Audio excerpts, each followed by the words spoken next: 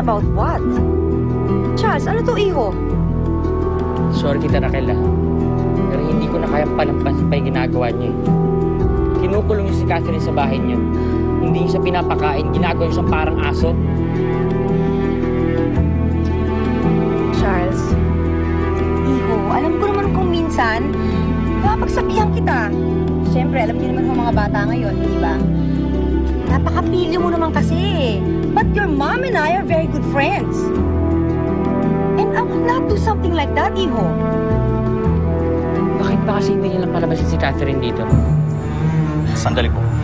Para matapos na ito, pwede bang makausap namin ang katulong ninyo? Do you have a warrant? May warrant ba kayo, sir? Wala po. Eh, para matapos na nga rin po ito, kagaya ng sinabi ninyo, I better just call her. Tawagin ko na lang mo siguro. Hmm? Catherine! Catherine! Catherine, iha! Alika nga rin. Alika.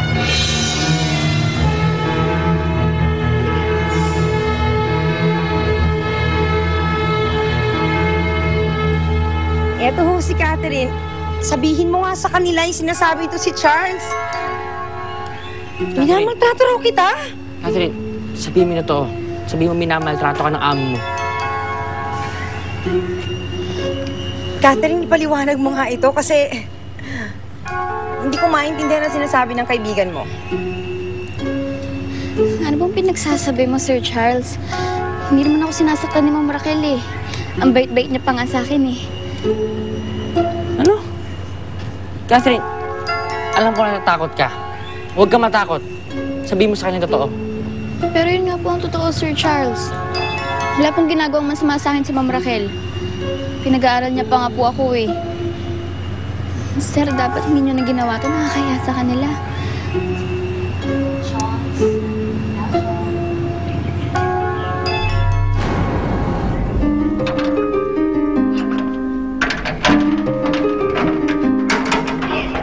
Naku, Ma'am. Salamat po. Pinaalis niyo na ako dito.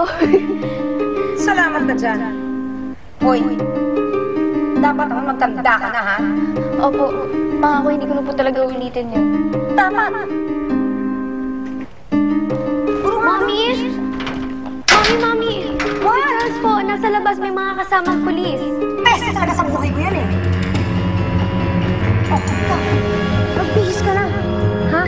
Ayusin mo yung sarili mo. Ikaw rito, ha?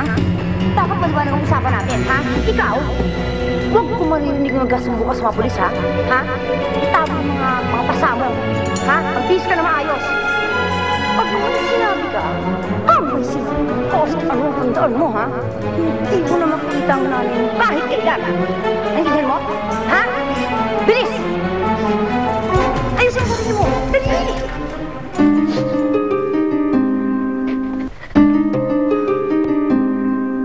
Let's go.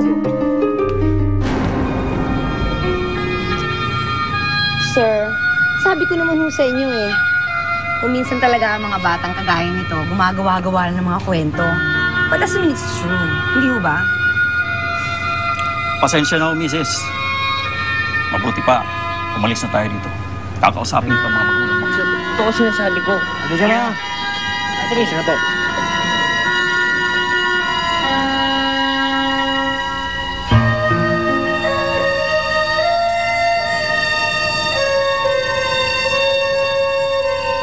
Walang hiya ka? Ha? Gagawa-gawa ka kasi ng kwento eh. Ha? Munti ka na ako mapahamak dahil sa kabubuhan mo.